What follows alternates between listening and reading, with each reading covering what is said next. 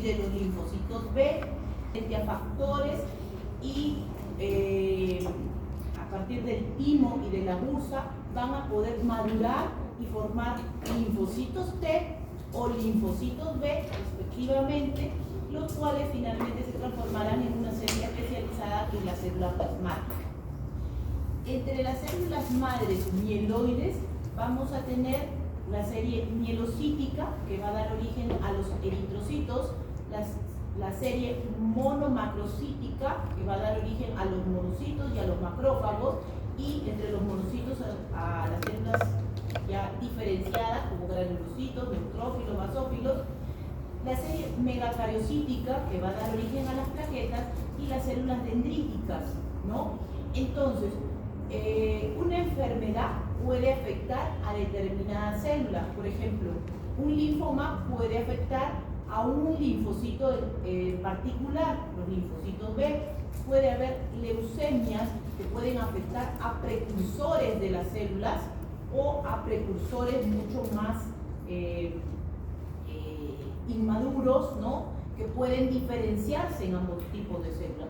O pueden haber enfermedades que afecten a la célula madre pluripotencial, afectando ambas células, mieloide y linfoide. Por eso este cuadrito resume la cercanía que tienen esas células y las posibles patologías que pueden haber y que pueden afectar una u otra. ¿Correcto? Muy bien. De la serie mieloide vamos a hablar de la patología más común. Estas patologías, ¿no?, de la serie mieloide son muy raras, muy poco frecuentes. La mayoría de las patologías tienen que ver más que todo con los eritrocitos y con el proceso de anemia. Y en las células madre linfoides, la patología más frecuente que se ve son los linfomas y los mielomas. Justamente de esas enfermedades que son más comunes es lo que vamos a tratar hoy día. Me hubiera gustado poder tratar más patologías, pero el tiempo es limitado, así que nos vamos a centrar en las patologías más importantes. ¿Correcto?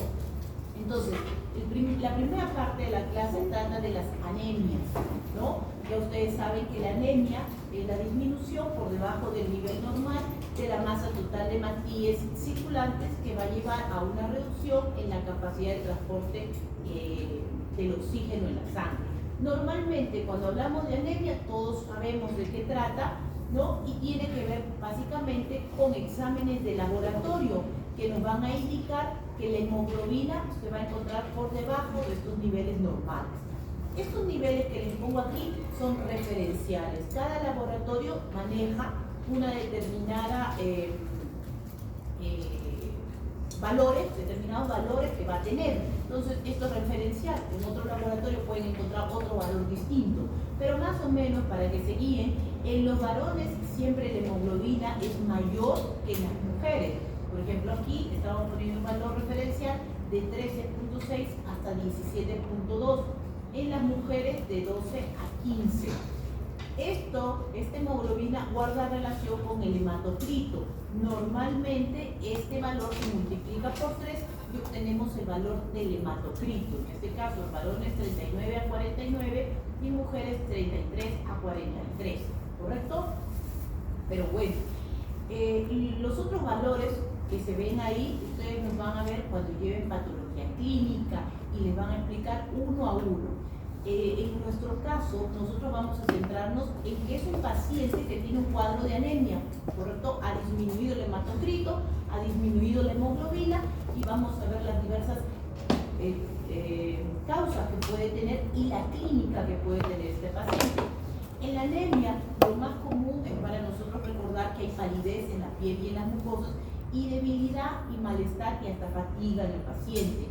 Pero los cuadros ya severos de anemia, se produce disnea y se produce alteración de los tejidos como esteatosis miocárdica, que puede llevar a un cuadro de insuficiencia cardíaca, y hipoxia en el sistema nervioso central con cefalea, visión borrosa, mareos, ¿no?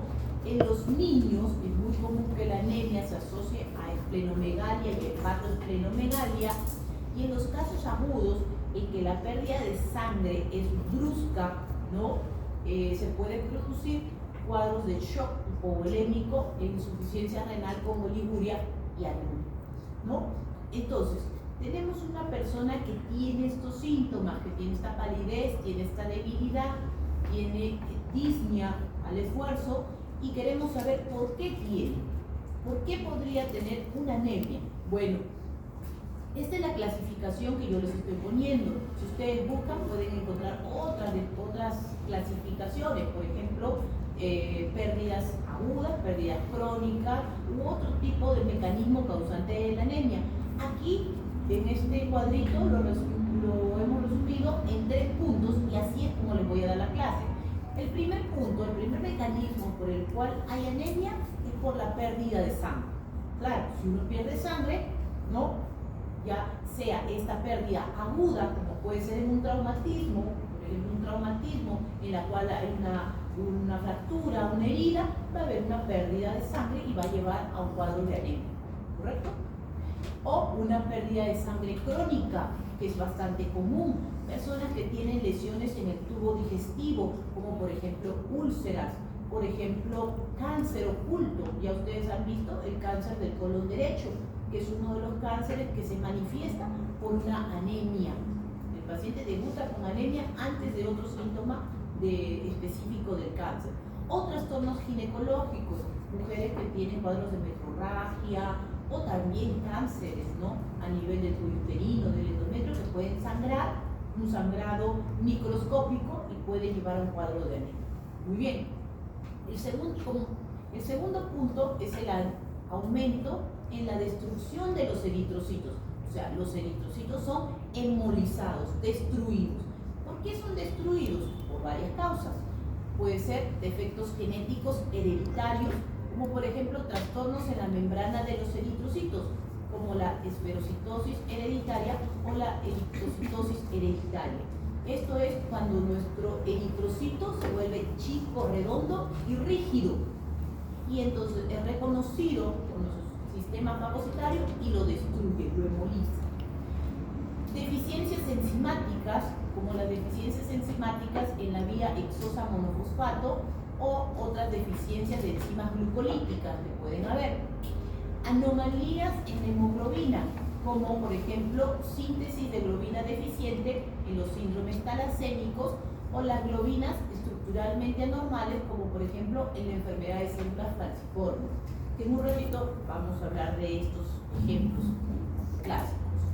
Otros defectos adquiridos o también la destrucción mediada por anticuerpos. ¿Recuerdan ustedes la clase que se dio de inmunopatología, en la cual se hablaba que el sistema inmune puede por error formar anticuerpos contra nuestras propias células y destruirlas en un cuadro de hipersensibilidad tipo 2? ¿Recuerdan? Citotóxica. Esa de ahí se producía, por ejemplo, en la enfermedad hemolítica del recién nacido, en que la madre es RH positivo y la madre es RH negativo y el hijo es RH positivo. La madre genera anticuerpos que destruyen las células del hijo hemolizándolas.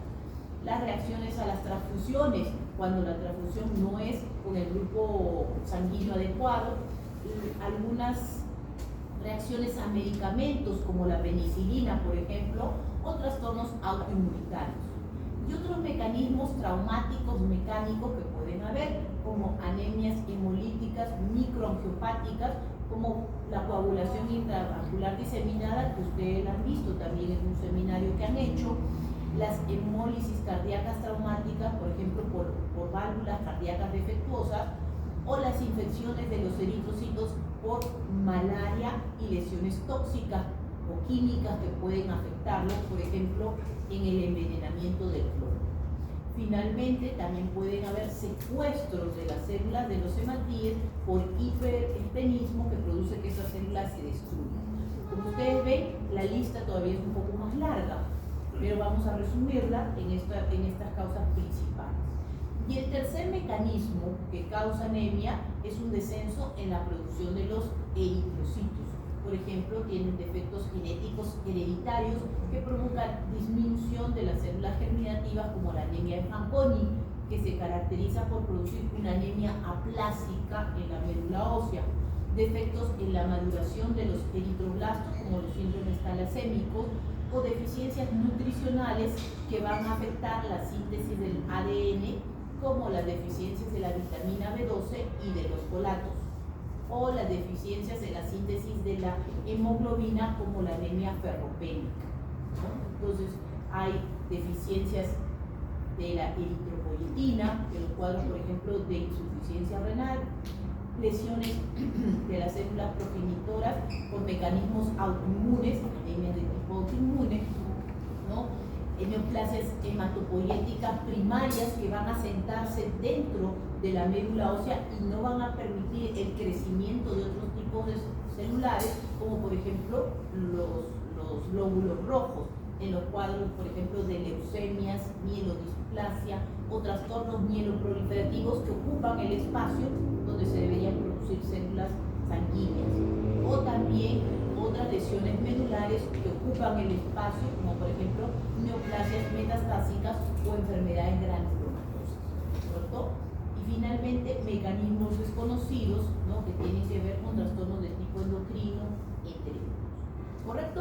Entonces, en base a esta clasificación que les he presentado, la clase va a ir presentándole primero los ejemplos más clásicos de las anemias que tienen que ver con el aumento en la destrucción de los eritrocitos, ¿correcto? Entonces vamos a ver, son muchas las causas, vamos a centrarnos en las principales para que ustedes lo puedan ver, porque uno piensa en la anemia y dice, bueno, anemia, falta de crecimiento, palidez, pero no todas las anemias tienen que ver solamente con esto, se agregan características especiales dependiendo de la patología.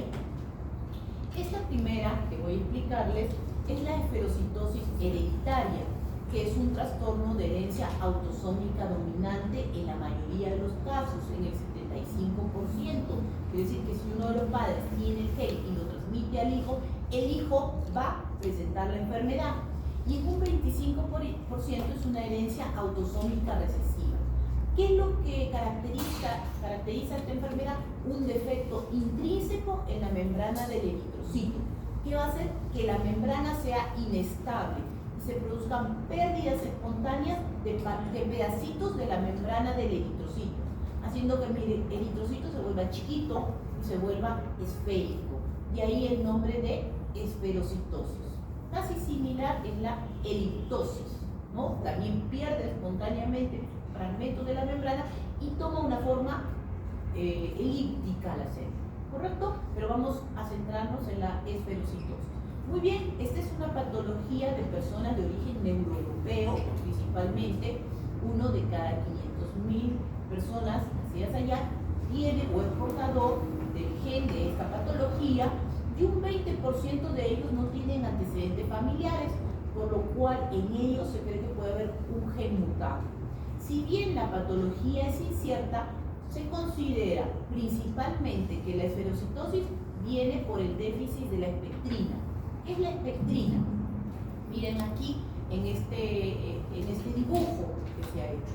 Esta es la bicapa lipídica del eritrocito.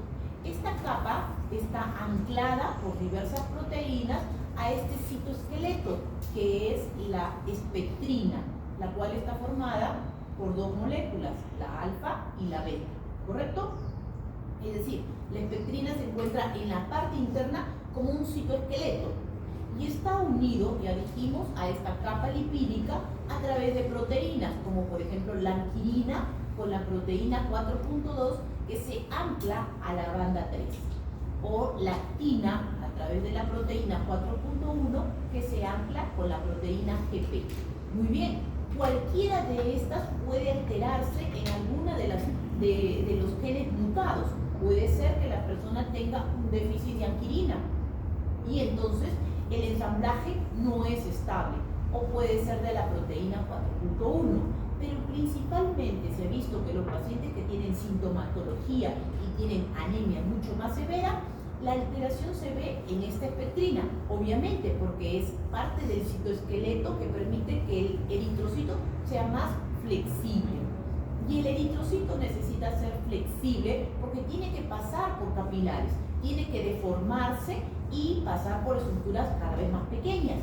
Entonces, si esta espectrina se ve dañada, como En esta patología, mi eritrocito comienza a perder fragmentos, como ustedes ven acá, de la membrana, y cada vez se hace más pequeño y esférico.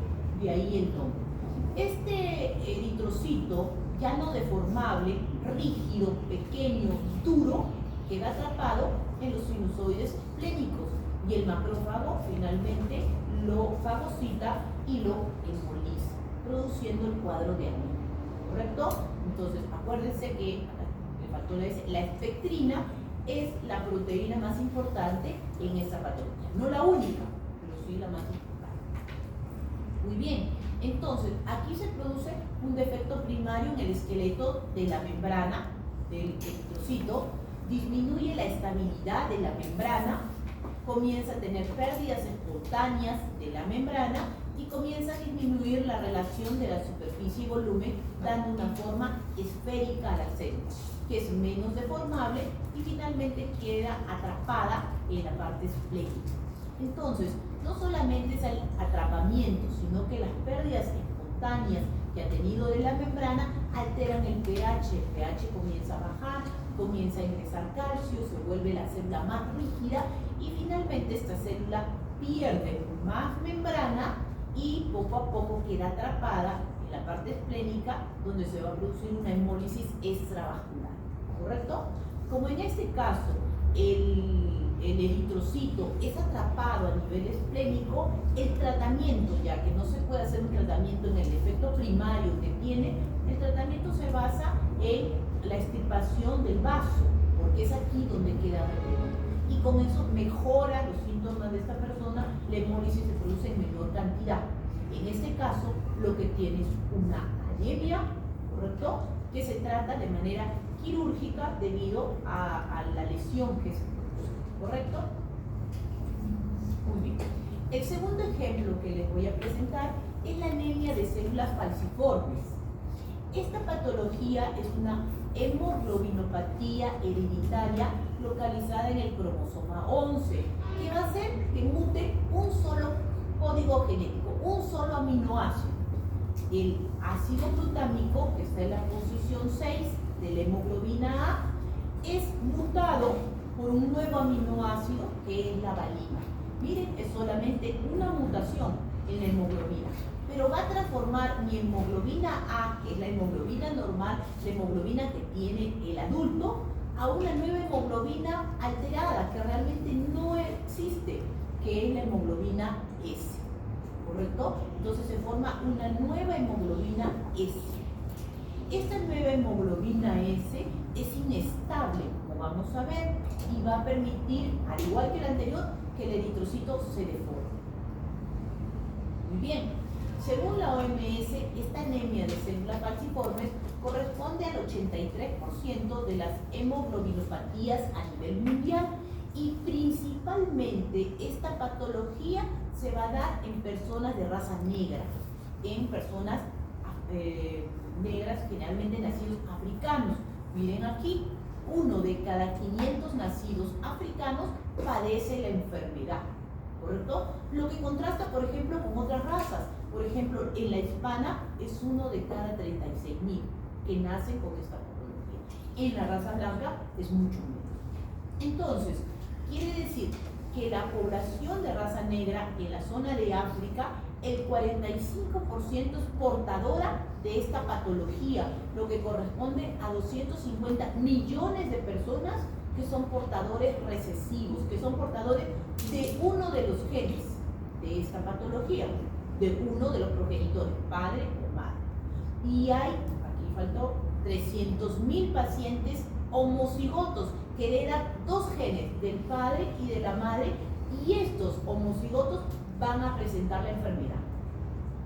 Los heterocigotos, los portadores, simplemente son portadores de un rasgo falciforme. No hacen la enfermedad, pero sí portan el gen que pueden heredar. Mientras que los homocigotos, que portan los 2 genes, ellos sí van a hacer la enfermedad. Muy bien, hemos dicho entonces que nuestra hemoglobina A se ha transformado por una mutación puntual en un solo sitio, en un solo aminoácido, en la posición 6, por un nuevo aminoácido, ¿no? ¿Correcto? La valina. entonces se transforma en una hemoglobina S. Una hemoglobina S que es una hemoglobina inestable y que frente a un cuadro de desoxigenación, que puede ser un ejercicio intenso, puede ser un estrés, puede ser alguna infección, entonces nuestra célula adopta una nueva forma, una forma como semiluna, ustedes ven aquí y la podemos ver, es casi similar a la anterior, forma una nueva forma la célula, entonces se llama anemia de células falciforme por esa forma como os que tiene. Muy bien, esta célula en un estado nuevo de oxigenación vuelve a tomar su forma normal, pero a medida que el estrés es continuo, que el cuadro de desoxigenación e hipoxia continúa, esta célula repetidamente va mutando de forma y va produciéndose alteraciones en su interior, ingresando calcio y perdiendo potasio y también perdiendo agua, lo que hace que finalmente esta célula se vuelva más pequeña y más rígida. ¿Se acuerdan que dijimos que esta mutación era la causante de todo esto? Bueno, forma este tipo de células, la cual va a hacer que finalmente en esta forma rígida sea atrapada otra vez por los sinusoides esplénicos y finalmente sea hemolizada. Una característica más que tiene la transformación de esta mutación a un aminoácido que es la valina. La valina es apolar, es decir, es hidrofóbico, rechaza el agua. Por lo tanto, va a hacer que las células se junten, se adhieran con mayor facilidad. Y esa facilidad que tienen las células para adherirse puede formar pequeños trombos. ¿Por qué? Porque hace que la sangre sea mucho más espesa. Entonces forma estructuras que van a hacer que las células se adhieran entre ellas y finalmente formen estos trombos. ¿Correcto? Entonces también se van a producir radicales libres debido a el daño intenso que tiene, lo que va a generar mayor hemólisis de la célula. Y esta adherencia de las células va a formar finalmente la oclusión microvascular. Entonces veamos, ¿es un cuadro de anemia? Sí, tiene una anemia hemolítica crónica, porque todo el tiempo sus células se van a estar destruyendo, pero tiene además algo, que es la lesión isquémica. O sea, esta anemia se asocia a daño de los tejidos, necrosis de los tejidos, pequeños infartos de los tejidos. Por lo que hemos dicho, las células se adhieren y forman estos trombos. Entonces, en el heterocigoto, ¿no?, que tiene uno de los genes que dijimos que tiene el rasgo falciforme, él va a tener la hemoglobina S, sí, pero en aproximadamente un 30-40%. El resto, el 60% de su hemoglobina es una hemoglobina A, una hemoglobina normal, y por lo tanto esta cantidad suple sus necesidades de oxígeno y no presenta ni hemólisis ni anemia. Sin embargo, el homocigoto es el que sí presenta el cuadro de anemia. Una cosita más, estos pacientes homocigotos van a tener síntomas a partir de los 2 años en adelante. ¿Por qué? Porque antes de los 2 años tienen la hemoglobina fetal, que no se transforma en este nuevo tipo de hemoglobina alterada y que suple sus necesidades hasta determinada edad. Muy bien, entonces, ¿qué caracteriza a la anemia de células falciformes? Las lesiones agudas. Imagínense que le dé un microinfarto. Es una lesión dolorosa, una crisis dolorosa, ¿no?, vasoclusiva que tiene la persona. Tiene infecciones bastante frecuentes y tiene diversas patologías, como por ejemplo el síndrome torácico agudo, el secuestro esplénico, el dolor abdominal agudo, porque se producen microinfartos a nivel del vaso, puede ser a nivel del hígado, puede ser a nivel del peritoneo, ¿no?, priapismo, incluso hasta pequeños infartos cerebrales. Todo esto derivado de esas células que se adhieren, ¿correcto?, de los microtrombos que forman. Y las lesiones crónicas que también van a ser debido a la anemia. Va a tener manifestaciones hepatobiliares, renales, cardíacas, va a tener retraso en el crecimiento y maduración del niño y hemosiderosis debido a la hemólisis constante que tiene su célula. Entonces, el sello distintivo de esta patología, además de la anemia, es la crisis dolorosa. ¿correcto? Esta persona tiene anemia y de un momento a otro viene la crisis dolorosa. La crisis dolorosa es espontánea, de un momento a otro aparece. ¿Y quién lo desencadena? Una infección, fiebre, ejercicio excesivo, ansiedad, hipoxia, exposición al frío, al alcohol. Cualquier cosa puede desencadenar la crisis que va a tener. Por ejemplo, en esta imagen que ustedes ven, es un niño que tiene el síndrome mano-pie. Las manitos se le han hinchado, se le han puesto rojas, dolorosísimas, el niño llora, ¿no? Y también los pies, debido a oclusión de vasos que está generando esa hinchazón, ese edema, ¿no? Y que posteriormente formará pequeños microinfartos en los tejidos asociados, ¿no? Entonces tiene episodios de dolor con necrosis. Tiene a nivel pulmonar pequeños microinfartos que van a producir el famoso síndrome torácico agudo. A nivel cerebral tiene accidentes cerebrales vasculares con deterioro cognitivo, convulsiones frecuentes en el niño que lo tiene. A nivel del vaso también tiene pequeños microinfartos y secuestro esplénico. Y a nivel del pene, como ven acá, tiene priapismo. Este priapismo que se da también es doloroso y va a generar necrosis del tejido cavernoso de los niños, ¿no? Que va a llevar a un cuadro de insuficiencia hepática, ¿no? Y también puede producirse úlceras en las piernas debido a las trombosis hepática, ¿correcto? Entonces miren, no es una simple anemia, es una anemia asociada a estas crisis dolorosas. El tercer grupo que vamos a ver son los síndromes talasémicos. Este es un grupo muy heterogéneo de trastornos hereditarios caracterizados por la ausencia o disminución en la síntesis de las cadenas alfa o beta de la globina A. No quiere decirle, nuestra hemoglobina A tiene cadenas alfa y tiene cadenas beta. Y las cadenas alfa y las cadenas beta se unen, o sea, encuentran a su contrario y se unen. ¿Correcto? Entonces, en el síndrome talasémico va a ocurrir escasez de una cadena de globina y exceso relativo de la otra cadena. ¿Cómo es esto? En la beta-talasemia hay un déficit de las cadenas beta. No se forman cadenas beta. Entonces, las cadenas alfas que se forman normalmente no encuentran su pareja. Y parece que hubiera un exceso relativo de las cadenas alfa, porque están sueltas. ¿Me dejo entender? ¿Sí? Las cadenas beta que ya no se forman, ¿no? La enfermedad es que no se forman las cadenas beta en la beta-talasemia, pero las cadenas alfa quedan sueltas, porque no encuentran su contrario con quien emparejarse.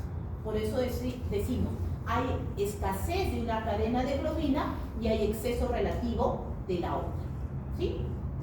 Lo mismo ocurre en la alfa-talasemia.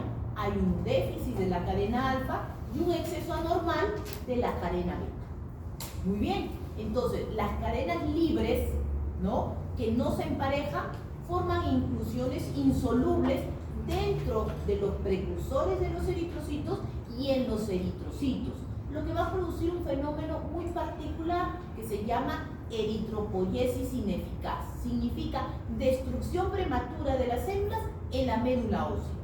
Esto es uno de los sellos distintivos de los síndromes talasémicos, la eritropoiesis ineficaz, es decir, la destrucción de los precursores dentro de la médula ósea. Muy bien. Esta patología, esta beta-talasemia, se da en un 5% de la población mundial, uno de cada 300.000 niños en países mediterráneos, con etnias africanas, asiáticas, chinas y mediterráneas, tienen esta patología. Y se han encontrado diversas mutaciones, principalmente de lecciones que se van a dar. Por ejemplo, en la alfa-talasemia, nosotros vamos a ver una mutación en el cromosoma 16 y en la beta-talasemia una mutación en el cromosoma 11, que va a generar este trastorno en el cual no se generen estas cadenas alfa o beta. Muy bien. En la la beta-talasemia, entonces hemos hecho énfasis en que hay una reducción en la síntesis de la cadena beta, ¿correcto? No se forma la cadena beta, por lo tanto no se va a formar una hemoglobina A normal estable, ¿correcto?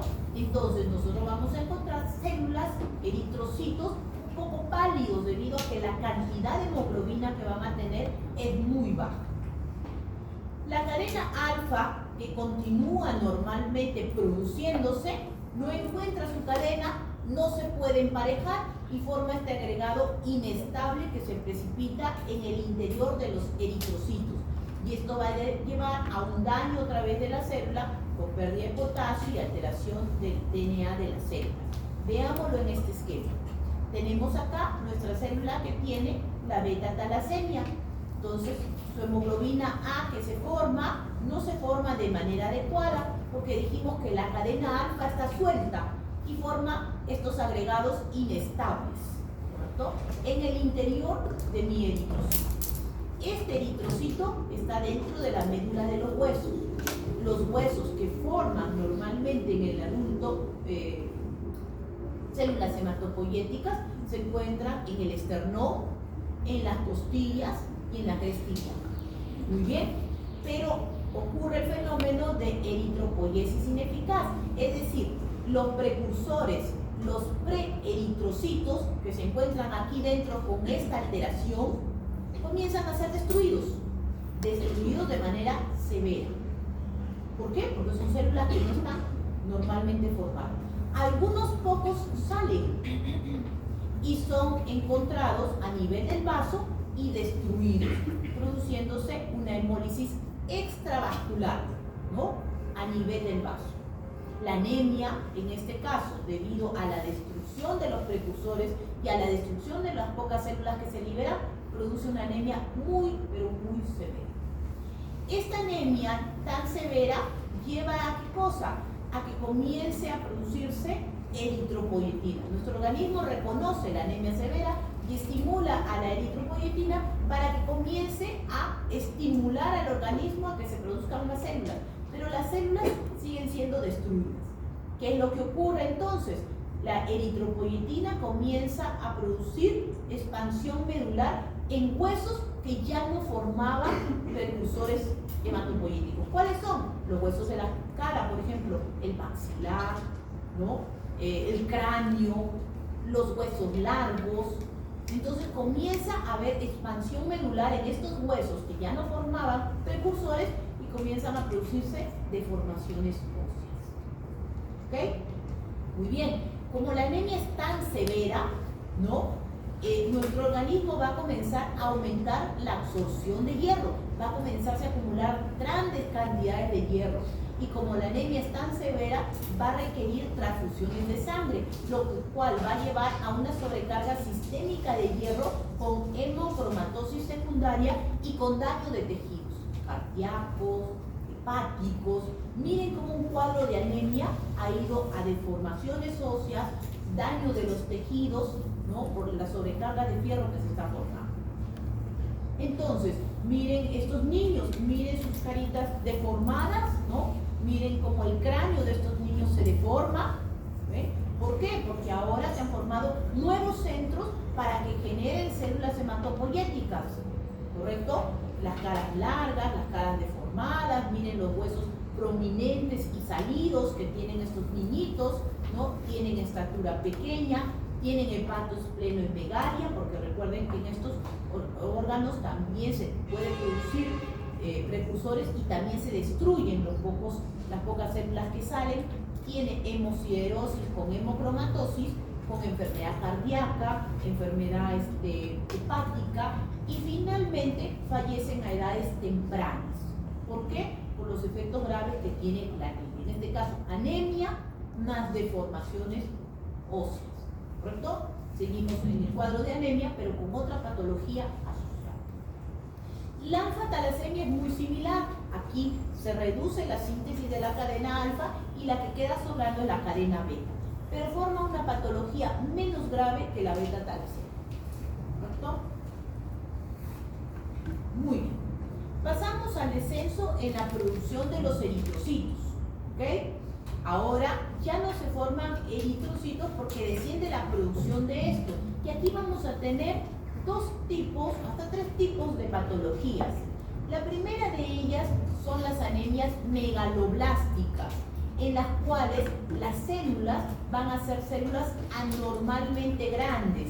¿Qué significa esto? Que si un eritrocito más o menos mide 7 micras, estas células anormalmente grandes miden de 5 veces a más. Es una célula grande, por eso se llama megaloblástica, ¿correcto? Célula grande.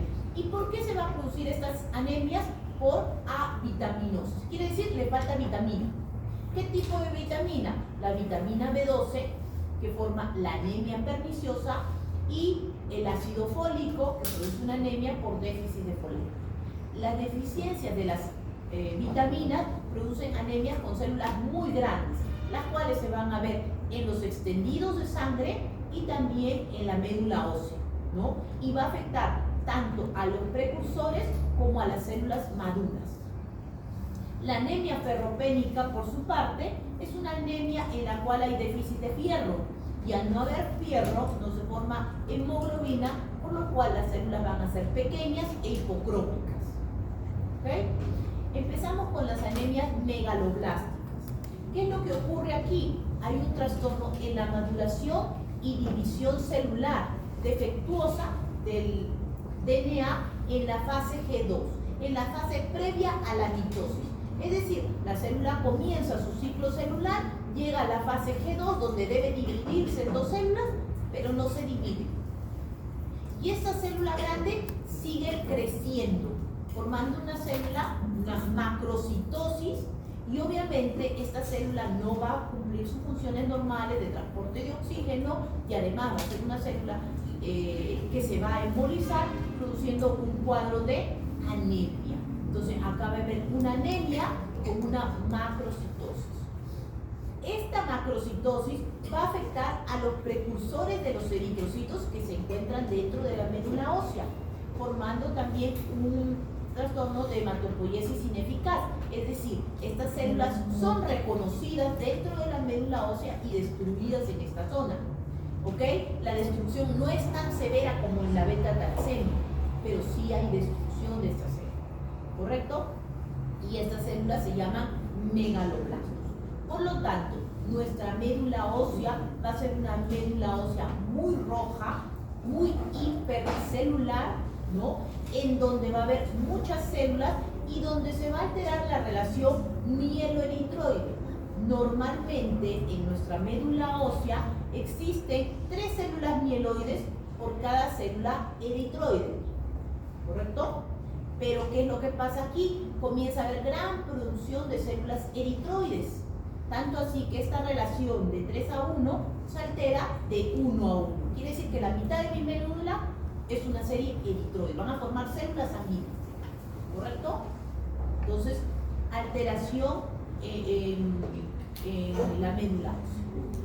Muy bien, la anemia perniciosa, que es esta anemia por déficit de la vitamina B12, se va a dar en la 6ª década de la vida, gente mayor, y generalmente hombres predominan sobre las mujeres. Poblaciones escandinavas y anglosajonas, en las cuales se desconoce una predisposición genética, pero que van a tener una absorción defectuosa de la vitamina B12, y en la mayoría de los casos va a tener una gastritis atrófica crónica con presencia de anticuerpos contra el factor intrínseco. Esto de aquí lo voy a explicar en este cuadrito para que me puedan entender. Cuando nosotros vemos una anemia megaloblástica, es muy raro que lo veamos, es poco frecuente. ¿Y por qué es poco frecuente? Porque la vitamina B12 se encuentra en muchos de los alimentos que consumimos: carne, leche, huevos, verduras. Entonces es difícil que yo tenga un déficit de vitamina B12. Entonces, las principales causas para que uno tenga una anemia plástica es que se altere la absorción de esa vitamina, porque el consumo, de hecho, que lo voy a tener, salvo en personas que tengan pues una desnutrición severa, ¿no? O personas que sean vegetarianas y que no consuman estos alimentos, puede ser que en ellos se dé, pero hasta en los vegetarianos se da suplementos vitamínicos. Entonces, la principal causa de la anemia megaloblástica es una alteración en la absorción. Y esta alteración en la absorción tiene que ver en una deficiencia del factor intrínseco, principalmente por una anemia perniciosa o una gastrectomía. ¿Qué es la anemia perniciosa? La anemia perniciosa es una anemia producida por una enfermedad autoinmune. Una enfermedad autoinmune que genera anticuerpos contra el factor intrínseco y contra las células parietales. Destruye al estómago y produce una gastritis atrófica, ¿correcto? Es una enfermedad autoinmune, se forman anticuerpos contra células específicas, las células parietales, ¿no? Factor intrínseco, y comienza a destruirlo. Y la persona sufre un cuadro de gastritis atrófica. En un estómago atrófico no es posible una buena absorción de la vitamina B12. Entonces, la persona que tiene una anemia megaloblástica, lo primero que ustedes van a pensar es que tiene un cuadro de anemia perniciosa con esta gastritis. Es lo primero que voy a pensar. O tiene un antecedente de una gastrectomía. O sea, le han extirpado parte del estómago por cualquier causa, una úlcera, un cáncer, lo que sea, pero le hicieron una gastrectomía. Si no encontrara una alteración aquí, tendría que buscar una alteración a nivel intestinal, como por ejemplo estados de malabsorción, enfermedades intestinales difusas o resección ileal, ¿no? O sobrecrecimiento bacteriano. Pero mi principal causa está aquí, en la deficiencia del factor intrínseco. Muy bien, entonces en esta anemia perniciosa, donde lo que falta es una vitamina, comienzan a formarse una serie de síntomas en todo el tubo digestivo, ¿no? Ahí está, hay una glositis atrófica, una lengua bastante grande, lustrosa, ¿no? Acá les he puesto 3/4 partes de los pacientes tienen esta gastritis atrófica, ¿correcto? Ya dijimos por qué, con metaplasia intestinal, con acloride, con mayor incidencia a cáncer. Tiene hemosiderosis debido a que hay lisis de las células, entonces hay depósitos de fierro a nivel del hígado, del vaso, de la médula, entre otros, ¿no? Y tiene una característica particular, la anemia perniciosa tiene daño a nivel del sistema nervioso central, porque la vitamina B12 es un factor importantísimo para lo que es la mielina. Y en este caso se va a producir parestesias, ataxias por degeneración mielínica de las estructuras nerviosas debido a la falta de esta vitamina. Entonces, en este caso, la administración de la vitamina B12 va a mejorar las manifestaciones de la médula ósea y las manifestaciones del sistema nervioso central, ¿correcto? Entonces, en este caso es una anemia, ¿no? Con células bastante grandes, megaloblástica. El mismo concepto es la anemia por déficit de folato, es decir, es una anemia megaloblástica por déficit de una vitamina, pero en este caso sin las alteraciones neurológicas. Aquí no hay alteraciones neurológicas. Y esta deficiencia de folato es todavía más infrecuente que la anterior, porque el ácido fólico se encuentra en cantidad de alimentos. Entonces es difícil que nosotros tengamos una deficiencia de ácido fólico. Cuando nosotros encontremos una deficiencia de ácido fólico, tenemos que pensar en la principal causa, que es el aumento de los requerimientos.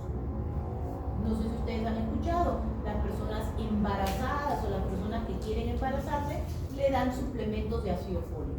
¿Por qué? Porque sus requerimientos aumentan y puede ser que aquí hagan cuadros de anemia megaloblástica por eso. Entonces se le da suplementos preventivos. Entonces, aumentó el requerimiento durante el embarazo, durante la infancia. En los pacientes que tienen alguna patología como cáncer, por ejemplo, pueden aumentar los requerimientos y hacer esta anemia, ¿no? Las personas que utilizan antagonistas del ácido fólico o las personas que tienen alteraciones en la absorción, por ejemplo, síndrome de mala absorción, enfermedades intestinales o uso de anticonceptivos orales o anticonvulsivantes. Y finalmente puede ser ya la falta de consumo de ácido fólico. ¿En quiénes, por ejemplo? En personas con desnutrición ya severa, ¿no? Pacientes caquéticos, pacientes que usan drogas, ¿no? Que tienen un alcoholismo, en ellos ya podría verse una patología, porque no es una patología frecuente. Igual que la anterior, la médula ósea va a ser muy hipercelular, estimulada, con células bastante grandes, ¿no? Células precursoras y células maduras grandes, megaloblastas. En el caso de la anemia ferropénica, que es la anemia más común en nuestro país, y la más común, es por déficit de fierro, ¿no? Entonces, aquí esta patología se da en países en vías de desarrollo como el nuestro, en donde principalmente se debe a la disminución del aporte. O sea, no hay consumo de nutrientes que sean ricos en fierro, como por ejemplo las carnes rojas, ¿no? Y eso tiene que ver con el nivel económico de las personas. También puede encontrarse este tipo de anemias cuando aumentan las necesidades, por ejemplo en el embarazo o en la etapa de crecimiento, como la infancia, en la pubertad o en las personas mayores. Y aquí un punto importante, también se puede ver aumento de las pérdidas. ¿Se acuerdan que vimos que podían haber pérdidas crónicas de sangre que pueden llevar a un tipo de anemia ferropénica? En este caso, aquí se producen pérdidas crónicas por causas desconocidas. Puede ser, por ejemplo, una úlcera péptica no diagnosticada que está produciendo una microhemorragia y la persona no sabe, ¿no? O también el cáncer del colon derecho. ¿Se acuerdan cuando vieron cáncer del colon? El derecho era una lesión polipoide, ulcerada, sangrante, mientras que en el lado izquierdo era estenosano. ¿Sí? ¿Se acuerdan? Entonces, el cáncer del colon derecho principalmente debuta por una anemia ferropénica en pacientes adultos mayores, ¿correcto? Los cuadros de hemorroides, las infestaciones por algunos parásitos, la ingestión de aspirina que puede llevar a una úlcera péptica, o en mujeres metrorragias y neoplasias de tipo ginecológico. Entonces, cuando encontremos una anemia ferropénica, tenemos que primero descartar todas las causas posibles, que haya un aumento en la pérdida, porque es lo que nosotros debemos centrarnos, y después pensar o en el aumento de las necesidades o la disminución del aporte. ¿Por qué? Porque hay que buscar alguna patología asociada a esta anemia ferropénica. La última anemia que vamos a hablar es la anemia aplásica. Al principio les dije que habían células precursoras que daban origen a las células mieloides y eritroides, y que en cualquier momento de esta línea celular podía afectarse una célula. Bueno, en la anemia aplásica la que se va a alterar es la célula madre pluripotencial. Esa célula que daba origen a las distintas células, aquí es dañada, es afectada. Entonces se va a producir una pancitopenia, es decir, una disminución de todos los tipos de células, ¿no?, que se forman a partir de esas células. Se va a producir cuadros de anemia debido a que los eritrocitos ya no van a formarse, va a haber neutropenias que van a debutar con infecciones banales y frecuentes, va a tener trombocitopenia porque va a tener sangrados en diversas áreas, y esto se debe a la insuficiencia o supresión de estas células madres mieloides pluripotenciales que afectan todas esas líneas celulares diferenciadas que hemos dicho. A diferencia de todas las anteriores, en donde el organismo reconocía la anemia, estimulaba al organismo para que produzca mayor cantidad de células, en la anemia aplásica es la única de todas en la cual nuestra médula ósea va a ser hipocelular. ¿Por qué? Porque no va a tener células precursoras, porque estas han sido destruidas. Entonces, el espacio que ocupaban estas células va a ser sustituido por tejido graso, lo que va a hacer una transformación de la médula ósea roja a una médula ósea amarilla. ¿Y por qué se destruyen estas células hematopoyéticas?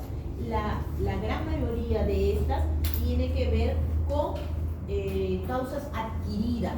Por ejemplo, radiaciones. Hay personas que tienen linfomas, cáncer de mama, que afectan y que hacen que la persona tenga que ser sometida a radiación, a una radioterapia, y puede esto afectar las células hematopoyéticas. Personas que usan ciertos tipos de drogas, entre ellas, por ejemplo, la quimioterapia, ¿no? Virus como el virus de Epstein-Barr pueden producir o asociarse a anemias aplásicas, enfermedades de tipo inmunológica en las cuales se generan autoanticuerpos y destruyen las células de nuestro organismo, u otras patologías menos frecuentes que incluso cuando no encontramos una causa de todas ellas, llegamos al término de idiopática, es decir, se desconoce la causa por la cual se produce la anemia plástica. Hay factores hereditarios, entre ellos el más común, la anemia de Fanconi, que puede producir este cuadro de anemia plástica. Los cuadros de anemia plástica son rarísimos, representan tan solo el 1% de las anemias a nivel mundial y principalmente en países asiáticos. No se sabe por qué o cuál es la causa aparente. Como hemos dicho, muchos de los casos se catalogan en la parte de idiopática, o sea, desconocemos la causa. Pero finalmente, las características clínicas de esta persona pues tienen que ver con la pérdida de todas estas células diferenciadas, ¿no? Como en los cuadros de anemia, de trombocitopenia, que van a debutar con petequias, con equimosis, con hemorragia. Por ejemplo, acá hay una hemorragia ginecológica, hemorragia nasal, hemorragia del tubo digestivo y granulocitopenia con infecciones banales. El tratamiento de esta patología, debido a que la médula ósea es hipocelular, recuerden, era la única que la médula ósea era hipocelular y estaba ocupada por células grasas, finalmente es el trasplante de médula, ¿correcto? Entonces dependerá de la causa. Si la causa, por ejemplo, es el uso de algún medicamento como el cloranfenicol, que antiguamente se asociaba en un porcentaje pequeño de esta patología, se suspende el medicamento y la persona otra vez comienza a producir sus células, queda ahí. Pero en algunos casos queda con este cuadro y requiere un trasplante de médula para poder continuar y producir otra vez células hematopoyéticas. Muy bien, y esta es nuestra médula ósea, ¿no? Que es este espacio ocupado por las células hematopoyéticas, la cual tiene una relación con las células grasas. Normalmente debemos encontrar 50% de células hematopoyéticas y 50% de tejido graso, ¿correcto? En esta anemia encontramos pequeños grupos de células hematopoyéticas que han disminuido a niveles por debajo del 25%. Si ustedes miran esta imagen, pues era cuánto, un 5% que tiene de celulitas. El resto está ocupado por tejido graso. Muy bien. Con esto terminamos la parte de las patologías mieloides y todo lo que tiene que ver con las anemias, que dijimos que son las patologías más frecuentes. Vamos a pasar a las patologías de tipo linfoides, y entre estas dijimos que las principales eran las proliferaciones neoplásicas de estas células, o sea, los famosos linfomas, ¿correcto? Entonces, aquí en la proliferación de estos leucocitos vamos a tener una clasificación, que es la clasificación que les estoy poniendo, que es la clasificación más actual. Antiguamente, los libros más antiguos clasificaban las patologías como leucemias, linfomas y toda una clasificación bastante larga de patologías. Pero se veía que algunas leucemias en el curso de su evolución se transformaban en linfomas. Entonces no quedaba claro qué pasaba con esa leucemia que se transformaba en un linfoma. O linfomas que secundariamente invadían la médula y se comportaban como una leucemia.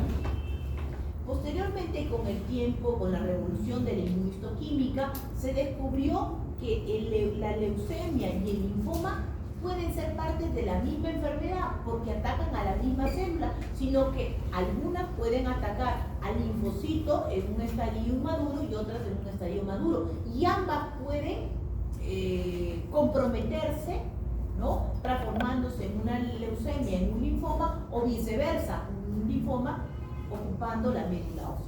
Entonces, ahora la nueva clasificación ya no hace esa descripción antigua. Ahora lo vamos a ver como neoplasias mieloides o síndromes mielodisplásicos, que son las patologías que se van a dar a partir de las células sanguíneas, como los granulocitos, los hematíes y las plaquetas, que este grupo de neoplasias mieloides son poco frecuentes. Después tenemos las neoplasias linfoides, y aquí están todas las neoplasias que derivan de los linfocitos, es decir, los linfomas, tanto no Hodgkin como Hodgkin, y las displasias de células plasmáticas, los mielomas y los trastornos relacionados, que es el grupo más frecuente y en el cual nos vamos a centrar en la segunda parte de la clase, y las neoplasias histiocíticas, que son lesiones proliferativas de los histiocitos, que son rarísimos. ¿Correcto? Entonces, nuestra clase se centra ahorita en las neoplasias linfoides. La clasificación según la OMS de estas neoplasias linfoides va a clasificarlo en 5 grupos. ¿Correcto? Esos 5 grupos están aquí. Un ratito voy pasándoles una hojita para que se vayan poniendo en la lista. 2, 4, 5, 6, 9, 10, 11, 12, 14, 16, 17, 19, 20, 21, 22, 23, 24,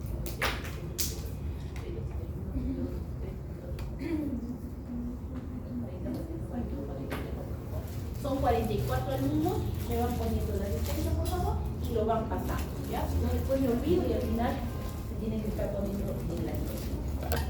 Muy bien. Les decía que la clasificación de la OMS clasifica las neoplasias linfoides en 5 grupos. El primero y el tercer grupo son neoplasias de precursores, o sea, de células inmaduras que se encuentran en la médula ósea. Estas son, en el primer grupo, tenemos a la neoplasia de los precursores B, de linfocitos B, ¿correcto? Neoplasia de los precursores de los linfocitos B, que son la leucemia, linfoma, linfoblástico agudo de linfocitos B, ¿correcto? Recordemos que la leucemia y linfoma ya no tiene esa diferenciación que antiguamente hacíamos, porque la leucemia se puede transformar en un linfoma. Entonces, leucemia, linfoma, linfoblástico agudo. El segundo grupo son neoplasias de linfocitos B periféricos, ¿correcto? O sea, que ya no están o crecen en la médula ósea. Por ejemplo, tenemos la leucemia linfocítica crónica, la leucemia prolinfocítica de linfocitos B, los linfomas linfoplasmocitarios, los linfomas de las células marginales, los linfomas de las células del manto, los linfomas foliculares, los mielomas de células plasmáticas, linfomas difusos de linfocitos B grandes y linfoma de Purkinje. El grupo 3 son neoplasias de los precursores de linfocitos T. Así como había de los precursores de linfocitos B, hay de los precursores de los linfocitos T. Leucemia, linfoma, linfoblástico agudo de linfocitos T. El grupo 4 son las neoplasias de los linfocitos T y linfocitos citolíticos naturales periféricos. O sea, leucemia prolinfocítica de linfocitos T, leucemias linfocíticas de gránulos grandes, micosis fungoide, linfomas anaplásicos de células T, linfomas angioinmunoblásticos de linfocitos T y los linfomas asociados a enteropatía, paniculitis y otros. Y el quinto grupo, el linfoma de Hodgkin, con sus subtipos clásicos: esclerosis nodular, celularidad mixta, rico en linfocitos, depresión linfocítica y predominio linfocítico. Esta lista es un poquito más resumida de lo que la OMS pone, porque cada una de estas patologías no solamente es ver la célula, sino hacer diversos marcadores inmunológicos para ver los patrones moleculares que cada una de ellas tiene. Entonces, la descripción de cada una de estas patologías es muy específica dependiendo de marcadores inmunohistoquímicos, y de eso va a depender tratamiento y todo lo demás, pronóstico y todo. Pero bueno, normalmente esta es la lista que nosotros ponemos, pero para la explicación y para que ustedes lo entiendan mejor, nosotros vamos a agrupar estos linfomas y vamos a transformarlos solamente en 2 grupos para que sea fácilmente entendible por ustedes. Vamos a ver el grupo de los linfomas no Hodgkin, que van a ser el grupo 1, el grupo 2, el grupo 3 y el grupo 4, ¿correcto?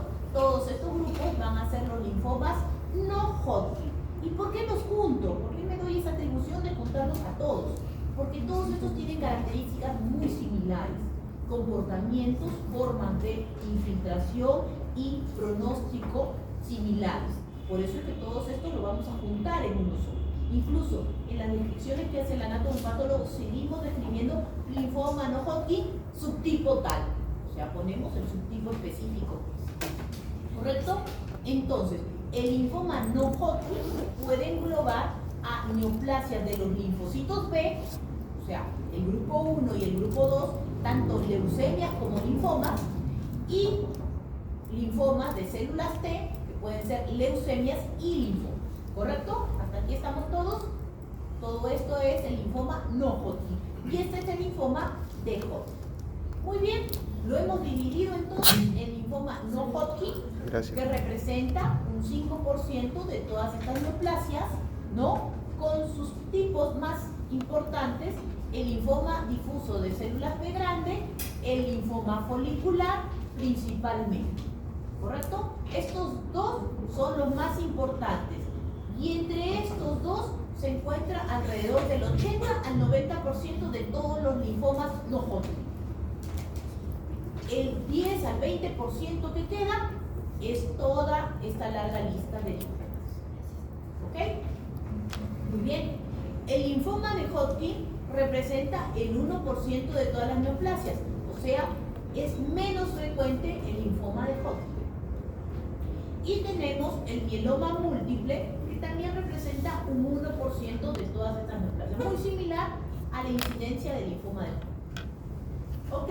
Dijimos que lo clasificábamos así en esos dos grupos, porque tenían características muy similares. ¿Cuáles son esas características? El linfoma de Hodgkin, miren aquí, está localizado en un solo grupo ganglionar axial. Quiere decir que el linfoma de Hodgkin afecta, por ejemplo, los ganglios cervicales y no afecta más. ¿Correcto? Puede ser los ganglios cervicales, los ganglios mediastínicos, los ganglios paraórticos, sobre todo, todo lo que está por encima del diafragma. ¿Correcto?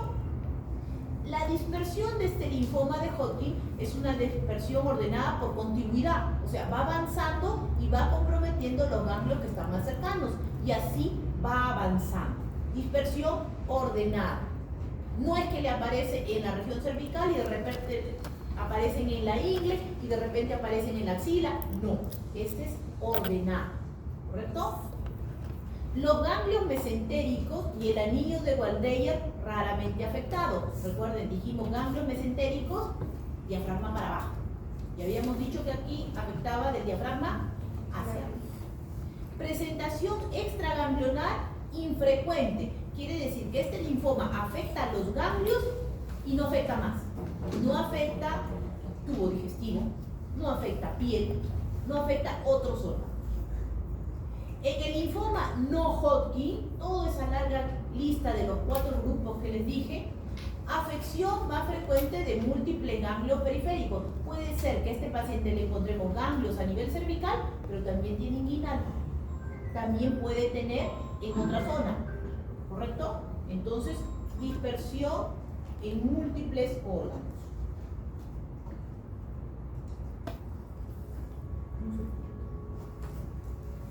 Disculpen la interrupción. Linfoma no Hodgkin, afección de múltiples ganglios periféricos, ¿correcto? Se disemina, pero no por contigüidad. Ya hemos dicho, puede afectar en la región cervical, por encima del diafragma y también por debajo del diafragma. La afección es frecuente en el anillo de Waldeyer y los ganglios mesentéricos. Y la presentación extraganglionar es habitual. Quiere decir que puede estar afectando los ganglios, pero también tubo digestivo, también piel, también pulmón, ¿correcto? Órganos que no son ganglios linfáticos. Muy bien, entonces, ¿el linfoma de Hodgkin es una enfermedad localizada? Sí, en los ganglios. Tiene los síntomas B, o sea, puede tener fiebre, dolor, ¿no? Fatiga, sudoración. ¿Afecta mediastino? Sí, porque está encima del diafragma. ¿Afectará retroperitoneo y mesenterio? No. ¿Comprometerá la médula ósea y se podrá transformar en una leucemia? No. ¿Podrá producir enfermedad extralinfática? Por ejemplo, tubo digestivo. No. No se transforma en leucemia y no forma paraproteína. El linfoma no Hodgkin no es una enfermedad localizada, no tiene los síntomas B, no compromete mediastino, pero compromete retroperitoneo y mesenterio, puede comprometer la médula ósea, puede comprometer otros órganos de manera extralinfática, se puede transformar en una leucemia y puede producir paraproteína. ¿Cuál de estos dos linfomas ustedes creen que tiene peor pronóstico? El linfoma no Hodgkin, ¿correcto? Por las características que hemos dicho. ¿Okay? Entonces, el linfoma no Hodgkin es el más frecuente, ¿correcto? Ya hemos dicho, 5%, mientras que el linfoma Hodgkin era solo un 1%. Y este es un grupo muy variado y heterogéneo. Ya vieron que la lista englobaba a los 4 grupos de tipos de linfoma. Pero la gran mayoría de ellos, el 90% son linfocitos B, ¿correcto? La gran mayoría son linfocitos de tipo B. Un 10% son linfocitos T y rarísimo que sea de natural. Estos linfomas no Hodgkin se diseminan por la vía hematógena y tienen características clínicas y respuestas diferentes al linfoma de Hodgkin. Ya vimos por qué.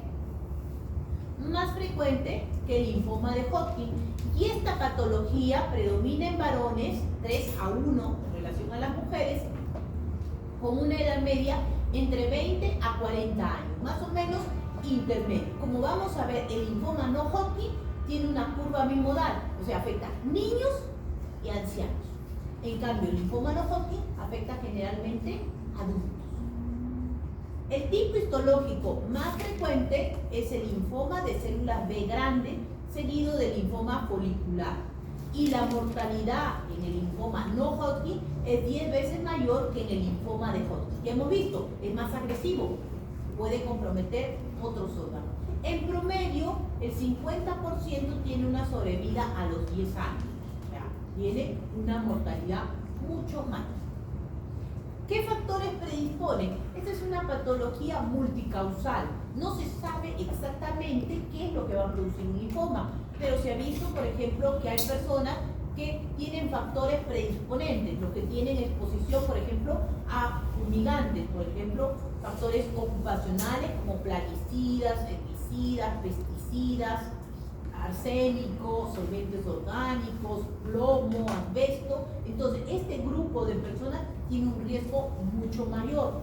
También las personas que tienen estados de inmunosupresión, sean estos factores genéticos, o sea, estados de inmunosupresión congénita o adquiridos, como el famoso VIH, ¿no? Las personas con VIH tienen mayor riesgo a hacer linfomas, ¿correcto? Y linfomas también no Hodgkin.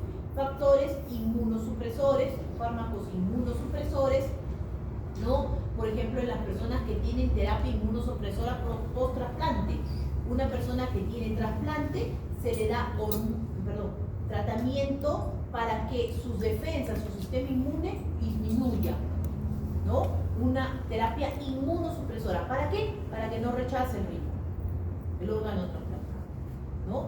Las personas que reciben tratamiento por enfermedades autoinmunes y finalmente las personas que tienen ciertas infecciones como el virus de Epstein-Barr, que ya se ha encontrado relacionado al linfoma de Burkitt, el VIH, que ya dijimos que se relaciona a los linfomas, el HTLV1, que se asocia al linfoma leucemia de células T, el Helicobacter pylori, que se asocia al maltoma gástrico, al linfoma MAL, ¿no?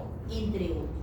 Entonces, las causas que predisponen, porque no hay una que digamos 100% va a dar un linfoma. Muy bien, ¿cómo se clasifica el linfoma no Hodgkin? Se va a clasificar en bajo grado, grado intermedio y alto grado. Obviamente, el de bajo grado tiene una mayor supervivencia que el de alto grado. ¿Y por qué vamos a clasificarlo en bajo grado o alto grado? Vamos a clasificarlo de acuerdo al tamaño de las células. Los linfomas de bajo grado son linfomas de células pequeñas, como el linfoma maligno linfocítico pequeño. Cuando nosotros veamos células pequeñas, ¿no? Linfoma maligno folicular de células pequeñas hendidas, hablaremos de linfomas de bajo grado. Y cuando hablemos de linfomas malignos de células grandes, como el inmunoblástico, hablaremos de linfomas de alto grado. Esta clasificación no es 100% exacta. Hay un linfoma que es de células pequeñas y sin embargo es un linfoma maligno y de alto grado como el linfoma de Burkitt. Pero la gran mayoría están dentro de este esquema. Ahora, las células pueden ser redondas, ¿no? Total, el borde redondo de la célula, lo que se llama células no hendidas, o el núcleo puede tener irregularidades y llamarse células hendidas. Eso lo vamos a ver en un rato. Muy bien, entonces el linfoma de células grandes será de alto grado o de bajo grado. De alto grado, ¿correcto? Porque tiene, pues su nombre nos dice, células grandes. Y es el linfoma más común que existe. Representa el 45% de los linfomas de los adultos. Es muy raro que este linfoma de células grandes se vea en los niños. Representa solamente el 5%. Y, como hemos dicho, el 90% de los linfomas son de células B. El linfoma de células grandes también es un linfoma de células B, frecuentemente. Muy bien, este linfoma de células grandes se asocia en la mitad de los casos con personas que tienen factores o trastornos inmunológicos. ¿Se acuerdan el síndrome de Sjögren? Que era una patología inmunológica en la cual la persona tenía daño en las glándulas lacrimales, produciendo ojo seco. Bueno, esa persona tiene un riesgo mayor de tener esos tipos de linfomas. Las personas que tienen tiroiditis de Hashimoto o las personas que tienen infección de VIH. ¿Cómo debuta el linfoma de células grandes? Debuta como una masa ya sea ganglionar o extraganglionar de crecimiento rápido. Puede ser ganglios a nivel de alguna zona, por ejemplo cervical, axial, anguilar, cualquiera de ellas, o puede tener una masa, por ejemplo, en el estómago, una masa extraganglionar, ¿correcto? Que crece rápidamente, sin síntomas, ¿no? Asociados. Y, como hemos dicho, estos linfomas tienen afectación extraganglionar muy común. Si la masa es ganglionar y buscamos, puede haber compromiso de tubo digestivo, de pulmón, de hígado, de la piel, de cualquier órgano donde tiene también el linfoma. Este linfoma, por lo tanto, es agresivo y fatal de no tratarse. Este es el que tiene menor sobrevida porque es el linfoma más agresivo. Normalmente las células van a ser grandes, voluminosas, con un núcleo vesiculoso. Aquí les he puesto algunas características para que lo puedan entender, pero vamos a ir a la imagen para que, creo que le iba a tomar la foto, doctor. Disculpen, lo estaba poniendo ahí, pero les voy a explicar en la imagen para que lo puedan ver. Este es el linfoma de células grandes, ¿correcto? Miren cómo es el linfoma. Normalmente el ganglio, ustedes ya reconocen la estructura del ganglio, la cápsula, los sinusoides, los folículos linfoides. ¿Qué pasa en un linfoma como estos? En primer lugar, se borra la arquitectura del ganglio. Es decir, ya no va a haber folículos linfoides, ya no va a haber ninguna estructura de las que ustedes conocen. Simplemente es una masa en donde hay cantidad de células. Y estas células son de tamaños extremadamente grandes. Grande hablo de más o menos el tamaño de un linfocito, que sea 5 veces. Por ejemplo, si en esta imagen yo trato de buscar un linfocito común, promedio, para que ustedes me entiendan, este podría ser el tamaño de un linfocito. Ahora miren el tamaño de estas células grandes. ¿Correcto? Entonces, el linfoma de células grandes, en este caso el linfoma no Hodgkin, se caracteriza porque todas las células que ustedes van a ver son tumorales. Todas las células son tumorales. Si Si ustedes miran, y ustedes ya saben cómo son los linfocitos normales, redondos, pequeños, con poco citoplasma, aquí van a ver que todas las células son tumorales. Incluso las células pequeñas tienen alteraciones en la forma, en el tamaño, en la cromatina, y obviamente las células grandes se ven con múltiples núcleos, con presencia de nucleolo prominente y con tamaños grandes que nos hacen poder reconocerlas fácilmente. Entonces, en el linfoma no Hodgkin, todas las células de su campo son tumorales, ¿correcto? Todas son alteradas. Hay linfomas, como el linfoma folicular, que es el segundo linfoma más común, representa el 30% de los linfomas en el adulto y que se va a ver en gente un poco más joven, alrededor de los 40 años. En estos linfomas, por ejemplo, se van a ver adenopatías, o sea, ganglios no dolorosos, recuerden, no dolorosos. ¿Por qué? Porque dijimos que los linfomas no Hodgkin tenían síntomas B o no. No tenían. Entonces, estos no producen dolor, simplemente son ganglios, ¿no?, grandes que no son dolorosos. Y este linfoma tiene en la mitad de los casos compromiso de la médula ósea. Y también puede tener afección extraganglionar, que es raro, ¿no? Pero bueno, entonces es un linfoma, en este caso, llamado folicular por la forma en que va a tener la estructura. Aquí les he puesto, en el linfoma folicular vamos a ver folículos de indistinto tamaño, forma variable, en los cuales va a haber presencia de células pequeñas y células grandes. Este es un linfoma de grado intermedio, ¿correcto? Y va a depender el grado del linfoma de acuerdo a la cantidad de células grandes que tenga. Recuerden que las células grandes son las que nos dan la clasificación del tumor. Entonces, la arquitectura del ganglio ha sido alterada por cantidad de folículos linfoides que se van a formar y que cuando uno se acerca al folículo linfoide va a ver que este linfoma, perdón, ahorita regreso a la otra para que lo vean, todo el ganglio ha sido comprometido por estas estructuras de folículos linfoides. Pero cuando yo veo los folículos linfoides y me acerco para poder ver las células, voy a ver estas células. Ustedes ya reconocen un linfocito normal, lo han visto en cantidad de lesiones. Encuentran un linfocito normal aquí. Por ejemplo, este linfocito así medio triangular, ¿será normal? O este linfocito, estos linfocitos parece que les falta un pedacito, ¿no? Miren, su núcleo es medio irregular. Miren este. No es redondo. Entonces, si yo comienzo a ver todo mi campo, en los linfomas no Hodgkin, todas mis células son tumorales.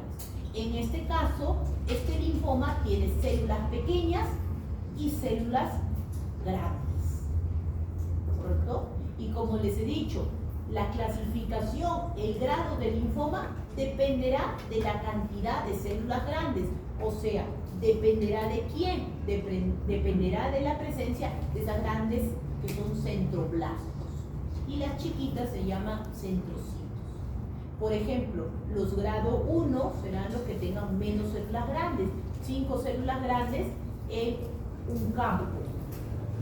Los grado 2 tendrán 6 a 15 células en un campo de alto poder. Y los grado 3 tendrán más de 15 células en un campo. ¿Correcto? Esto de acá les pongo para que lo entiendan, no es para que se centren en el número, sino para que me puedan entender que mientras más células grandes tenga, el linfoma será más agresivo, ¿correcto? Pero en este caso, las células pequeñas, que son los centrocitos, y las células grandes, que son los centroblastos, todos son malignos. ¿Ok? Entonces, en este linfoma folicular existe una translocación característica, la 1821, que se da por un protoncogen BCL2. Este protoncogen es el causante. En este caso, sí se ha encontrado una mutación específica que genere este linfoma. En algunos casos, el linfoma puede, por ejemplo, confundirse con una hiperplasia linfoide. Entonces, un estudio de inmunohistoquímica para demostrar la presencia de este protomonje me ayuda en el diagnóstico de esta patología. Muy bien, este linfoma folicular tiene una supervivencia buena, 7, 9 años de supervivencia. Desgraciadamente, el linfoma folicular puede progresar a un linfoma de alto grado y transformarse en un linfoma de células grandes. Y su pronóstico cambia totalmente y su supervivencia disminuye a menos de un año en el caso que se transforme en un linfoma de células grandes. Es decir, los linfomas no Hodgkin pueden transformarse y progresar a un linfoma mucho más agresivo. Sí. ¿Correcto? Muy bien. Linfoma folicular. El último ejemplo de linfoma no Hodgkin es el linfoma de células pequeñas no hendidas del linfoma de Burkitt. ¿Se acuerdan? Dijimos que las células pequeñas eran de bajo grado, pero que había una excepción, el linfoma de Burkitt, que es un linfoma de alto grado. Y en este caso sus células pequeñas van a ser no hendidas. ¿Se acuerdan que les dije que las hendidas eran como que tenían irregularidades y las no hendidas eran redonditas? En este caso van a ser células pequeñas redondas. El linfoma de Burkitt se presenta aquí porque siendo un mismo tipo de células puede tener distintas formas de presentación y características epidemiológicas muy distintas dependiendo de dónde y a quiénes afecte. Tenemos, por ejemplo, la forma endémica, que es la forma africana, ¿no? Que va a dar en niños, varones generalmente, africanos de raza negra, entre los 10 a 12 años, y que va a afectar a ellos principalmente en el maxilar y los huesos faciales de este niño. ¿Correcto? Entonces, en ellos, en este tipo de pacientes, hay el antecedente de malaria y la detección constante del virus de Epstein-Barr, que se cree que juega para que este linfoma se presente. Ya se ha encontrado la relación que existe entre el virus de Epstein-Barr y el linfoma de Burkitt, generando una alteración cromosómica que es la translocación cromosómica en el gen MYC del cromosoma 8. Característica. Entonces, esta translocación se puede detectar por pruebas moleculares y detectar, ¿no?, a través de estos el linfoma de Burkitt. Por eso les digo, ahora el linfoma no es solamente ver los tipos de células, sino hacerle pruebas moleculares e inmunohistoquímicas para determinar el tipo específico de linfoma que tenemos. Y el paciente es así, un niño con una tremenda masa que ustedes ven aquí, ¿no?, que sobresale por la cavidad oral, ¿no?, acá en los huesos faciales que se ha producido en él, ¿no? Y es un niño de raza negra entre 10 y 12 años que tiene esta forma endémica, ¿no?, y que tiene a la par la infección del virus de Epstein-Barr. Muy bien, tenemos la forma occidental del mismo linfoma, pero que aquí afecta abdomen, ya no afecta cara, ¿no?, sino que afecta abdomen, ilion, ciego, mesenterio, ovarios, riñones, y en los cuales no hay antecedentes de malaria, no hay en algunos casos detección ocasional del virus de Epstein-Barr, pero que tardíamente en la presentación también tiene la translocación cromosómica en el gen MYC del cromosoma 8. O sea, este paciente probablemente mutó en él un gen que ha hecho que se haga esta translocación cromosómica y finalmente se dé el linfoma de Burkitt. Y tenemos el tercer tipo, que es el asociado a inmunodeficiencia, o sea, pacientes con VIH y otras patologías, y que tiene múltiples localizaciones, predominando también en personas masculinas, y la cual va a tener una rápida progresión con afectación ganglionar y gastrointestinal. Entonces, este linfoma, ¿cómo lo vamos a ver? Va a ser un linfoma de células B, ¿no? Porque ya hemos dicho, la mayoría de los linfomas son de células B. Va a afectar varones, predominantemente niños y adultos jóvenes. Este linfoma representa el 30% de los linfomas infantiles, está asociado al VIH y en este caso es un linfoma compuesto por células monótonas y pequeñas, ¿no? Redondas, ¿no? Con varios nucleolos y con un elevado índice mitótico que va a dar un patrón característico de cielo estrellado, que es este de aquí para que me entiendan. En este linfoma todas las células están alteradas, todas las células son tumorales y todas las células son redondas. Sin embargo, no tiene las características normales de un linfocito. ¿Se acuerdan cómo era un linfocito? El linfocito era una célula redonda con un gran núcleo, prácticamente no tenía citoplasma y todo el núcleo se tenía de moradito, ¿verdad?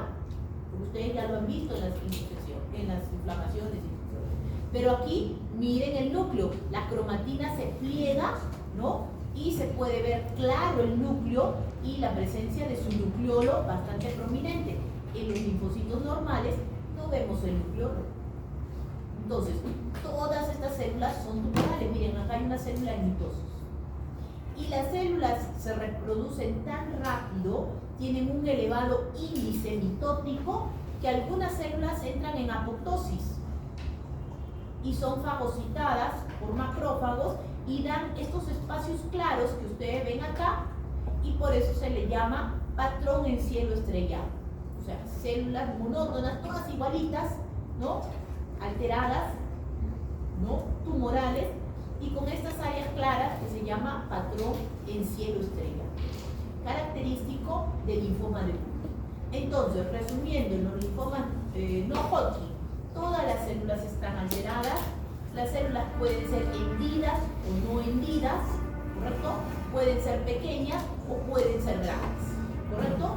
Entonces, mientras más grande sea la célula, el pronóstico es peor, porque se acerca a ser un linfoma de células grandes, que es el linfoma más frecuente y de peor pronóstico. Muy bien. Pasamos al linfoma de Hodgkin, que es totalmente distinto. Vamos a apurarnos un poquito.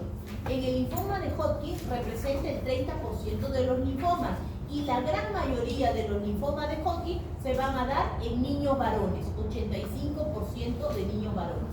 Acá está lo que les dije, la curva bimodal. Significa que el linfoma de Hodgkin da en adultos jóvenes entre 15 a 34 años y de ahí un pico en adultos mayores, mayores de 55.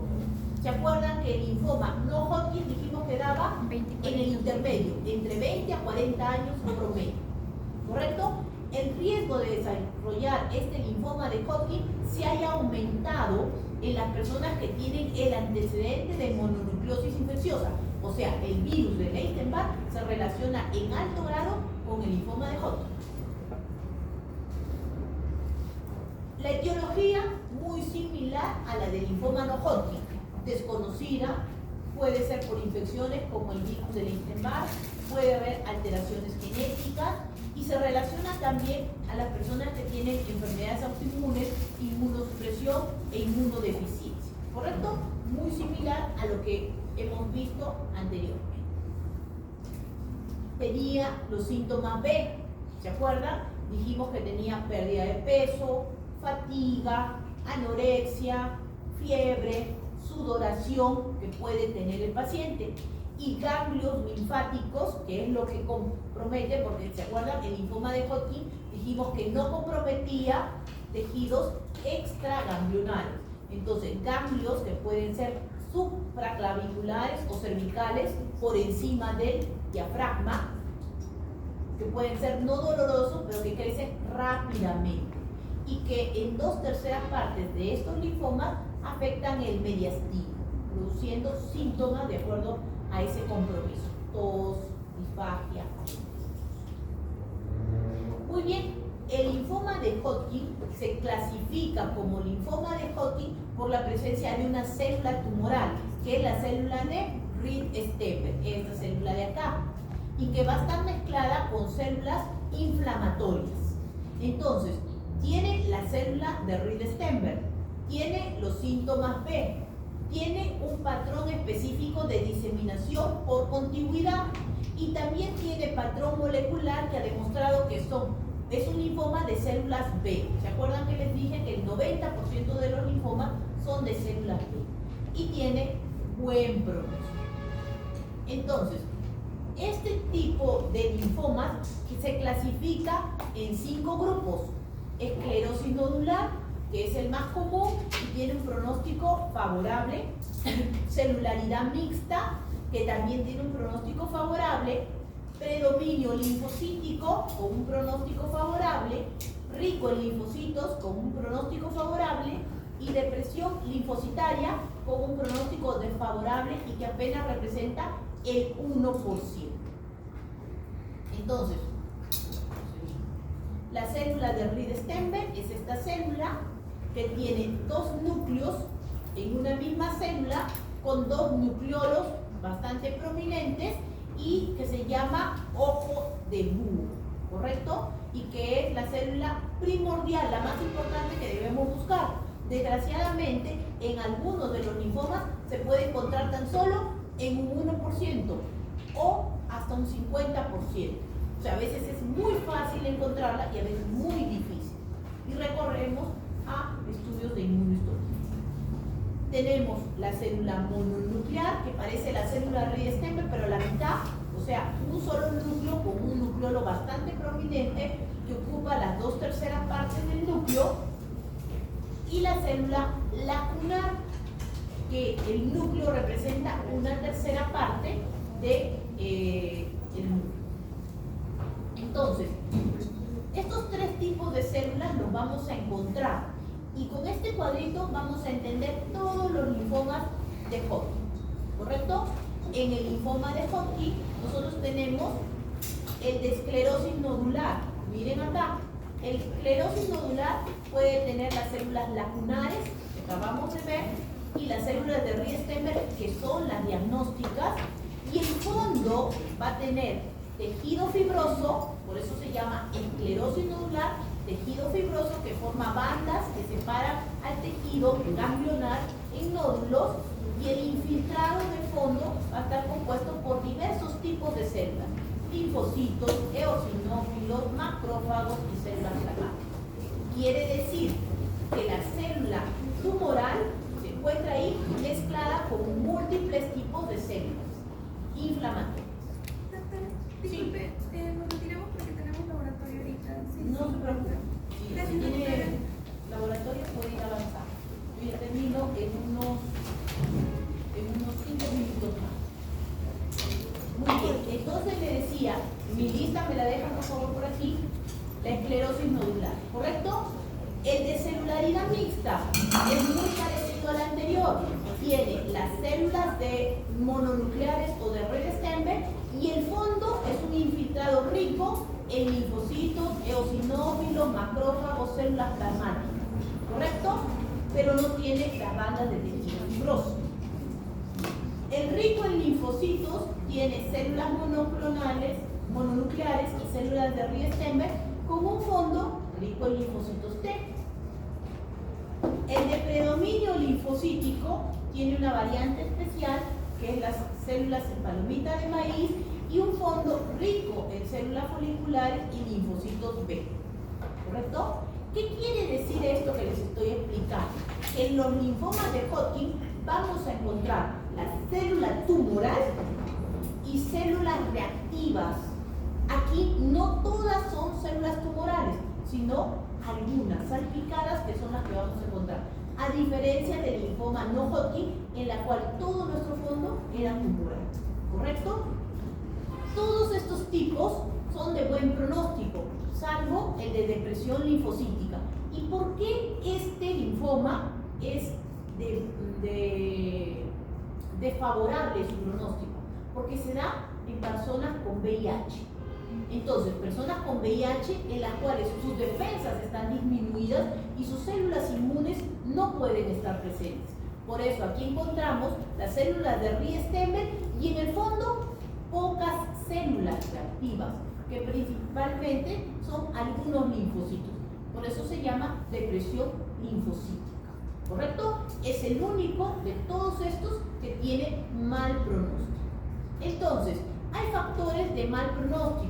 El que sea, por ejemplo, la persona cada vez de mayor edad, si le da un linfoma a un anciano, es de peor pronóstico que si le diera a un niño. Las personas que tienen síntomas B, estadios avanzados, y la variante que hemos dicho de depresión linfocítica, ¿correcto? Y también que las masas ganglionares sean muy grandes, mayores de 10 centímetros, con una masa mediastínica mayor de 1/3 del diámetro torácico. Entonces, en estos pacientes que tienen este tipo de linfomas, todos ellos generalmente, y sobre todo el de esclerosis nodular, se van a encontrar en estadio 1 o estadio 2 y tienen ganglios linfáticos cervicales con síntomas B presentes, pero que en el fondo nosotros vamos a ver esto, un fondo donde vamos a encontrar múltiples células normales, que pueden ser linfocitos pequeños, que pueden ser eosinófilos, que pueden ser células plasmáticas, y en medio de esas células vamos a encontrar la célula de Riesten, que es la única diagnóstica. Aquí, por ejemplo, en este linfoma nodular, vamos a encontrar este tejido fibroso que separa el tejido como en bandas y forma pequeños nódulos dentro del ganglio linfático. Entonces, todos estos linfomas de Hodgkin, miren acá, el de celularidad mixta tiene en el fondo un montón de células, eosinófilos, células plasmáticas, linfocitos, macrófagos, y en medio salpicadas nuestras células tumorales, ¿no? Que principalmente tenemos que buscar a esta célula de Riesten, ¿correcto? Igual, el rico en linfocitos, miren, el fondo es variable. Por eso es la dificultad del diagnóstico de esta patología. Mi fondo tiene células normales, linfocitos normales reactivos, y en medio de esos busco mi célula tumoral, que es la célula de Riesten. Por eso, este linfoma tiene mejor pronóstico que el linfoma no Hodgkin, ¿correcto? Acá está otra vez la célula de Riesten para que ustedes la puedan apreciar, la puedan reconocer y la van a ver en su laboratorio cuando vean este tipo de lápiz. Bueno, iba a terminar con las células plasmáticas muy rápidamente, porque esta parte ustedes ya la van a ver en su seminario, así que saben que la neoplasia de células plasmáticas, los mielomas, son tumores que se van a formar de células diferenciadas, que son las células plasmáticas, y formarán los famosos mielomas solitarios y finalmente mielomas múltiples, que se van a dar también en personas que van a estar expuestas a patrones muy similares a linfomas, es decir, asociadas a radiaciones, al uso de pesticidas, a componentes genéticos, y en los cuales las células tumorales se van a formar dentro de la estructura ósea, formando múltiples masas tumorales diseminadas por todo el esqueleto, produciendo fracturas patológicas, ¿no? Fracturas patológicas que van a producir hipercalcemia, destrucción del esqueleto, ¿no? en el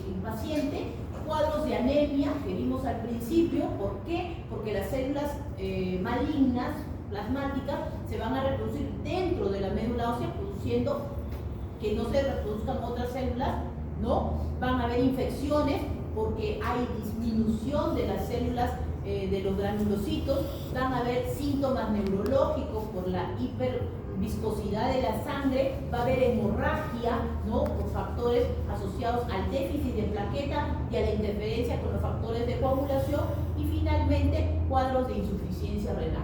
Entonces el paciente con mieloma múltiple fallece por una serie de alteraciones que tienen que ver por toda la destrucción que se produce, porque estas células se reproducen dentro de la médula ósea, no permitiendo que los otros tipos celulares puedan generarse, ¿correcto? Muy bien, y entonces produce estas famosas lesiones en San Abocado. Miren este cráneo lleno de tumoraciones, ¿no? Producidos por esa célula plasmática maligna que se reproduce ahí, ¿correcto? Entonces aquí termino mi presentación. Muchas gracias a ustedes. Disculpen la demora, es un tema un poquito grande.